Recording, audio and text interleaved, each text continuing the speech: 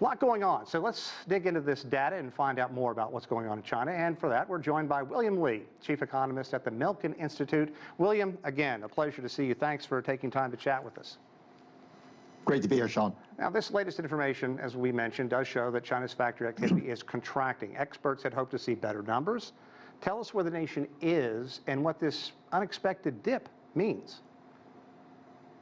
Well, Sean, it really is very surprising for China to fall behind on production, because the one place that China has always excelled is managing to get its manufacturing in gear for not only its domestic market, but for the global markets. But right now, China's facing some pretty severe headwinds, and they come from really three places. As you mentioned, the global economy is slowing down tremendously, so China's export markets are slowing. The COVID restrictions have really made it much more difficult for factories themselves to engage in the normal production. Just an example is that what's happened to Apple. And finally, the domestic economy is not doing well. The property market has really sapped the strength of domestic demand. So those three headwinds are really a huge hurdle for the manufacturing sector to overcome. Okay, I want to dig into all three of those, but let's start with COVID, however, because that's something surely people everywhere can kind of connect with at this point. Now, COVID continues to grip the world's second largest economy. Yeah. Your thoughts on this COVID impact, and especially the zero COVID policy? What, 3/4 of all people in China now have received their vaccinations? Yeah, and I think one of the things that has to be done now is to reconsider how the manufacturing sector is going to be able to operate under this kind of new version of the viruses that are coming up. It seems to be milder than the previous ones, less deadly, which implies that we don't need that strict closed loop kind of production procedures that have been put in place to try to save so many lives. And if they were to do that, I think the manufacturing sector would be helped a lot.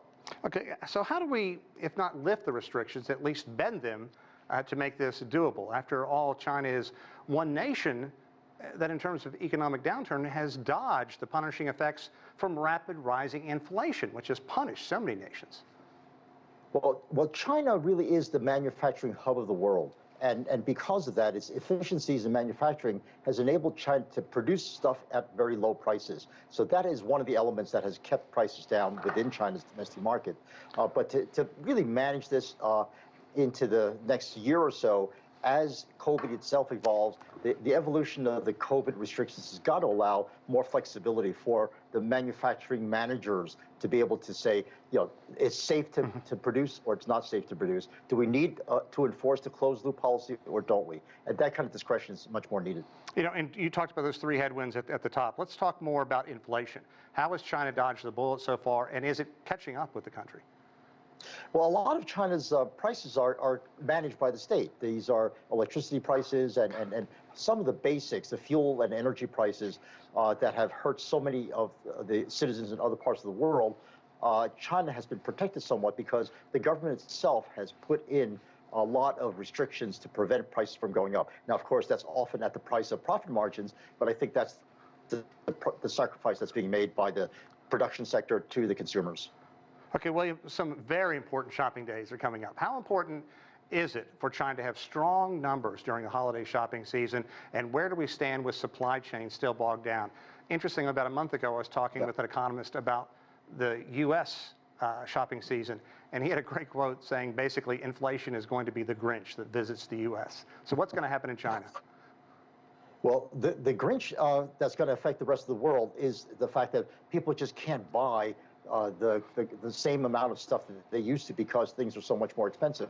In China, the real concern is, do people want to buy? Are they going to want to spend? Because there's a lot of uncertainty about where wealth is right now. The private sector has slowed down tremendously, and even though GDP numbers were so strong, the one weak part was domestic consumption. So whether people have confidence to be able to spend is the big question, and the holiday seasons will tell us how much confidence people have in their financial situation. You know, that domestic spending kind of surprises me because that has always been what every nation wants. Let's get our business into China. They have 800 million people in the middle class. They're going to buy everything. So tell me about this. How serious is it? Do you think it's going to alleviate anytime soon? Well, Sean, this is the big question that a lot of foreign investors are asking themselves. Certainly, the people I talk to, the question is: do I want to stay in China? Yes, definitely. Now that I'm there, I'm definitely going to stay. But do I want to put more money into China? And there, people are saying, well, I'll put more money into China if I know that the market's going to be growing. But if the domestic citizens themselves are not confident enough to be able to grow as they used to, well, maybe I should put my foreign money, the foreign investments should go somewhere else, maybe ASEAN or Korea, where they're starting to boom because a lot of the headwinds that have kept China down have not affected them as much. Now, the CPC meetings recently ended. What kind of growth does the government want or expect to see, and to what degree will the government continue to step in to improve China's economy, as we saw in Shanghai during the prolonged lockdown, where they gave tax breaks, money back to small businesses, things that have been done in other nations? I think the speeches at the end of the Congress have told us a lot. The focus of policy for the next year or two is going to be on the quality of growth, not the amount of growth. So it's going to be the composition of growth that's going to be important for China. And I hope the one mistake that has been made in the past is to overemphasize state investment. What we need to do is help the private sector develop more and more of its productive capacity, and to be able to employ more people in the private sector, because that's where growth is sustainable, and that's where growth is going to be permanent, not through the state investments. Get that moderately successful growth continuing going. William Li, always a pleasure. Thanks very much for joining us from the West Coast. We look forward to talking to you again soon. Thanks for having me.